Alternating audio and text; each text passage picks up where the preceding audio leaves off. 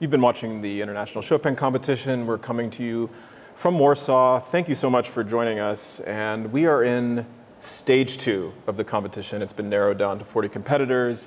They've all been practicing hard and delivering on not only their required repertoire for this round, but also some free rep that we've been hearing.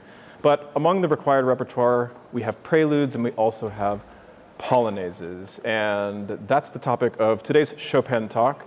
And I couldn't be joined by two more distinguished Polonaise experts. First, to my right, Mr. Kevin Kenner, member of the jury, and top prize winner in 1990, a Polonaisist, if I might say. We'll get to Kevin in a moment, and also Jed DISTLER is here once again to offer his expert perspectives on the Polonaises, and especially touching on the recorded legacy of them. But I want to start with you, Kevin, because we're hearing a lot of Opus 22s. It's a very popular piece, but it's not a Polonaise proper in the sense of his published standalone Polonaises, because it has this prelude before it. So why don't, before we get to the Polonaises, we start with the Andante Spianato, which sort of sets the scene before the Grand Polonaise. Yes, of course, it's a kind of improvisation, as would have been typical in Chopin's generation to improvise something before a larger work. And so it just sets the stage for that. And of course, the ideal performance of that would be one that really does sound completely, improvised at the moment. He's sort of preluding in a way. Absolutely. Yeah. Of course, in the wrong key. Well, but I love these relationships, going from G major and then taking the G of the beginning of the Polonaise and the horns, which becomes the third of E flat. And of course, that transition happens in the original version for piano and orchestra in the horns. Yes. But we won't be hearing it with orchestra today, because everything Chopin wrote with orchestra for these sort of display pieces when he was young, he also made solo versions of. Yes. And you play a really fantastic Opus 22. Jed, can you tell us a little bit about Kevin's performance of the Opus 22? Oh, well, this You don't have to listen. You don't have to pretend listen. like it's me and Jed. Well, I have to admit, this is a performance I really did not know until when I learned that we were going to be having this conversation, and I did a little bit of deep digging on ye old internet, and I actually found an archival recording. I don't think it's video, I think it's audio only from 1990. And this is a piece that I have to admit, I often find it very tedious and repetitious, because a lot of pianists like to look for meaning and apply a lot of rubato and a lot of tempo changes. I mean, no, it's not a deep piece, but a lot of people, but a lot of these kids like to play it as if it was Beethoven's Opus 111, which is totally wrong. And I think you have to see it as it is. And what I loved about your performance was that the Andante just had a beautiful rippling and continuous and unpressured effect. And then when you got into the Polonaise, it really Polonaise. It had rhythmic swagger, but it didn't clunk you over the head. And all those little triplets, all those cool little figurations really swung. And I think it's a modern day performance. I guess 1990, you can say it's modern day, 35 years old. Well, okay, modern day performance. It's modern day. It is modern day performance. It's not an ancient performance. But it was a performance that for me really came close in spirit to a performance that I think is quite iconic, which is Joseph Hoffman's 1937 Golden Jubilee concert from the Metropolitan Opera. This performance just has so much air and so much lightness, and it makes all other interpretations sound as thick as pizza dough. and he takes a few cuts in the performance, but for me, I think this piece needs cuts. But we can't do it here because it's politically incorrect. So, Kevin, were you just a natural-born Polonaise, or where did you get the feel? Because it's all about feeling the rhythm, isn't it, and feeling the air. Can you just talk about the Grand Polonaise? Well, my early experiences of Polonaises were listening to the old Rubinstein recordings, and also because I had a Polish teacher when I was 13 years old, who was a student of Ludwig Stawański. He had all those old polskie nagrania recordings, and he shared with me one of Ludwig Stawański's wife, Halina Czerny-Stawańska. Fabulous pianist. Yes, so that was sort of the inspiration, really, that it was what it shaped my views about the Polonaise. There was something actually it was quite dry. All those polskie nagrania recordings were in studios, and post-war, I think pianists didn't use a lot of pedal, so there's a lot of dryness to it, but it works very well for Polonaises. It has that rhythm, above all, that is unshakable, and then the right hand has that wonderful singing quality. And so I have always felt that that combination of the lyricism of Polonaises can really be sung. Think about F sharp minor and that beautiful chest voice in the middle register. And then you have that. Place of lyrical respite in the A flat Polonaise, the heroic Polonaise, which that's right. We've heard so much in the history of the Chopin competition. Well, and I think what you're saying is that one has to strike a balance between that rhythmic center and finding the places where you can relax a little bit. Yes, exactly. So for instance, in the Polonaise Opus 22, I always found it interesting that when the piano part comes in, he writes sostenuto. And I always thought that was important because I think Chopin really wanted that right hand to have a singing, continuous quality, which sort of rounds off those rhythms, whereas the left hand is the part yum, pa, pa, pum, pum, pum. And against that, you have this beautiful singing quality. This is often, I think, lost in performances of Polonaise. They become very jagged and sort of pushing and pulling. Or they can become just so brooding. Like, there's one Polonaise that I don't think it ever turns up on the competition stage here, very rarely, the C minor Opus 40 number 2. Why is that not done so often? First of all, it's not one of those Polonaises that you can win the Polonaise prize with, which is something I have never understood. I felt that there's so many Polonaises that I remember, for instance, Bojanov's performance of the B-flat Polonaise, that early Polonaise. 71 number 1. Something like this, The one that Ignaz Friedman and Benno Moiseiwicz recorded. And he even ornamented it, and it had such a life to it. And I thought to myself, if this were eligible for the Polonaise prize, I would have given it to him, just for that. Well, I would say, who am I to suggest this? But I couldn't agree more. And in general, I'd say, why not open up the requirements a bit? And if the pianist wants to take the risk of choosing a smaller or more off the beaten path Polonaise, or even, let's say, waltz, which we heard a lot of the same waltzes over and over again, let them try to do that, see if they can program it well. And if it's a beautiful waltz, or Polonaise in this case, that's not the A flat or the F sharp minor, et cetera, but they do something remarkable with it, let's hear it. And that C minor has one of the most surprising developments, the places it takes you, and of course being paired with the military. Why not make Opus 40 a possibility? You wouldn't hear it as much, but those who try it could actually speak something really beautiful. Those two Polonaises make such an incredible opus. Yin and yang. Those two aspects of the Polonaise. One is that there's this heroic sort of promising, optimistic view, with pride, and then the tragedy that befalls. We should talk about the Polonaises that we are hearing the most, but I wanted to just see if I could get you to show us a Polonaise rhythm with your left hand, because it's, there's, like Jed was saying, that one crucial element in the wrong hands can really distort and screw up the whole thing. Yeah. So you want me to tap it? Can you give us an Opus 22 left hand? Yeah. Yum. So not too much air between yum. Sometimes you hear a double dotting of like yum. There is some rhythmic sway, some swing that has to be there, or it becomes rather square. It can't be calculated, right? But the thing is, if the swing goes to the second beat, and the third beat is the weakest. And this is something that I've often found to be problematic in some performances, not of Opus 22, but Opus 53, where you have yum, pa-pum, and then you get this left hand where pianists are going bum, bum, and they're sort of nailing the third beat, which really is very much opposed to what the Polonaise is about. And Chopin himself had written 2 staccatos on those notes. He pedaled them, which is very interesting. but there's absolutely no accent on the third beat. And when it comes in later with the trill, yum, pa-pam, di-ram. Yeah. You see the third beat is almost nothing.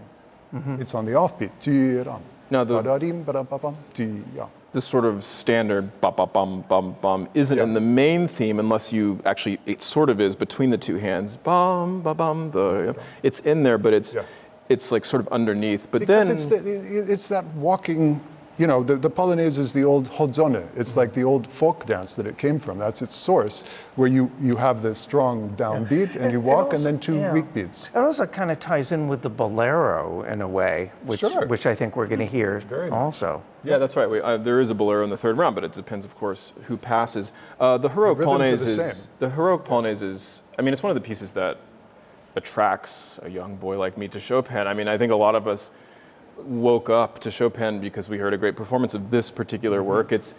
I'd say especially in the 20th century, it was maybe the standard encore work, certainly of Arthur Rubinstein. I've heard it less in the 21st century. It's one of these pieces that got so popular. I would also include the Pathetique Sonata here, that people started playing it less and you started hearing other things. But it's making a comeback of sorts. But it was once the great it just had the name Polonaise. You right? just say Polonaise. Piotrkiewicz was famous for running around playing that. It was just the Polonaise. Do you remember growing up with this particular work in your ears? That was the first Polonaise I learned. Was 53, Opus 53, and yeah, I mean, again, Rubinstein's recording of that, and later to hear those live performances as well. You know, are so interesting. He still has the best octaves. Yes, it doesn't matter if and they're messy. I wonder if he did it on purpose, because to make it sound more difficult. Well, Joseph Levine is no slouch. Oh, okay. Well, tell us about the recorded legacy of the heroic Polonaise. Well, you know, we're so spoiled for choice because we have these impulsive people like Ignaz Friedman, you know, which is really wild and woolly and fantastic. Paderewski recorded it very late in his career, and it's very measured, but it's beautifully played, and there's so much nobility and dignity to dignified. There's that movie of him from the film Moonlight Sonata where he's playing it. Yeah. And he plays with such physical economy. He doesn't emote the way that, you know, some of these young kids do, and I'm not going to mention names, but of course Rubinstein, Horowitz made a specialty of this piece, and of course you listen to Horowitz for those pulverizing left-hand octaves, you know, which is like a Mack truck, but people forget that, you know, when he gets to the G major section, he sings it out so sweetly, like a nobody's business. Yeah. Well, and I love Martin Garcia's performance in 2021. It had a lightness and a real variety of detail and voicing that did not detract from the big picture, you know? Well, so Kevin, I mean, Jed sort of alluded to this by speaking of a certain kind of emotive performance that takes away from the nobility of this. As a jury member, obviously, you don't need to speak specifically, but just in general, when you're listening to a Polonaise and you're listening for a Polonaise that really catches your attention, what are the qualities, whether it's in the heroic, let's keep with the heroic for a minute. Sure. What are you really listening for? I imagine nobility is part of it, but be more specific. Like, what is that consistent? Nobility in the sense that there is a kind of restraint, right, that comes to the Polonaise so that it can sing. You're thinking about how to balance the left and right hands, so because obviously the right hand is your singer, and the left hand is that supportive quality, and you want to avoid too much thickness in the texture. So that's very important, so that it has buoyancy. You can't possibly dance if it's fat and sort of dense. And the other thing I think that's so important and is often overlooked is the unity of tempo. In all of those episodes, you know, at least the way I sort of listen to it when I'm playing is I have my main theme in my mind and I sort of overlay that to what I'm playing. So whether it's the G major section or whether it's in the E major octave, you know, section with the 16th notes, that tempo I think needs to keep a certain unity, or it just becomes segmented in a bunch of different pieces. And I think this would be especially challenging in the Opus 44, which is one of the most complex and longest. I think it's one of Chopin's great masterpieces. And it has this long section in the middle, which is, you know, not always danceable. And then you have those the mazurka in the middle. Right. You have the mazurka. Well, let's in the give middle. some context for this because we're going to hear a great polonaise, sometimes know. called the tragic, although I think 40 No. 2 might be the more tragic. But in any case, it is a very tragic work, F sharp minor polonaise. Yeah. And yet within it, in the middle, is this dream of a mazurka. And it could sound too long in the wrong hands, almost like, wait, were we in the right piece? Kevin, how do you pull that off structurally so that you suddenly enter this dream world? Do you think of it as a dream, actually? From my recollection, I believe that the tempo of that mazurka is doppio movimento. I think that, in fact, there is no change of tempo. There is a change of mood, a change of texture. After absolutely, that it just falls right into that there has to be some sort of natural, it just melts into that. And is it a dream for you? oh, absolutely. Yeah. I mean, the tone, it just floats, and the actual slurs that Chopin put, which are so long, very much like a lot of those pieces, like the Second Ballade or something, where you have these phrases that go on for 8 or 16 measures. The F sharp minor nocturne has a never-ending slur. So this is sort of like that you have it spinning out with two voices in a kind of Italian-like, duet, where they're just sort of singing below and over each other, just sort of interweaving. And that continuousness is so important. So there's a horizontal quality to that. It's very cinematic in the sense that, you have the main polonaise is like the grand ballroom. And then when you have the mazurka section, it's like the camera cutting away to the romantic couple outside, having a cigarette break or something. Either a ballroom or a battlefield. Yeah. I mean, I feel like we really are on the battlefield, and a soldier might have gotten, I don't know, this is my dumb program at the moment, but there's a kind of delirium that comes, like you were in this battle scene, and then suddenly you're taken away and you're dreaming of peace, or you're dreaming of childhood, you're dreaming of something that's not what's happening right in front of you, and then you snap out of it with these runs. That's, I think, very effective way to think of it. I think it could also be viewed as something, I often think of music as sort of the public expression and the private expression, and that somehow that public quality of the main body of the polonaise that is ceremonial and, sort of a statement for all Polish people, of that tragic experience of Poland. And then you have that internal sort of dream of redemption, or of that's something that's very personal and intimate in the sound. And so finding that balance, I think, of the internal and the external, of the private and the public. Now, speaking of dreams and polonaises, of course there's the Polonaise Fantasy. I'm going to bracket that because we're not hearing that in the second round. This year we'll be hearing that in the final round. And rather, we'll save that for another day. Sure. I'd rather move to It's the not Opus even really 26. a polonaise, is it?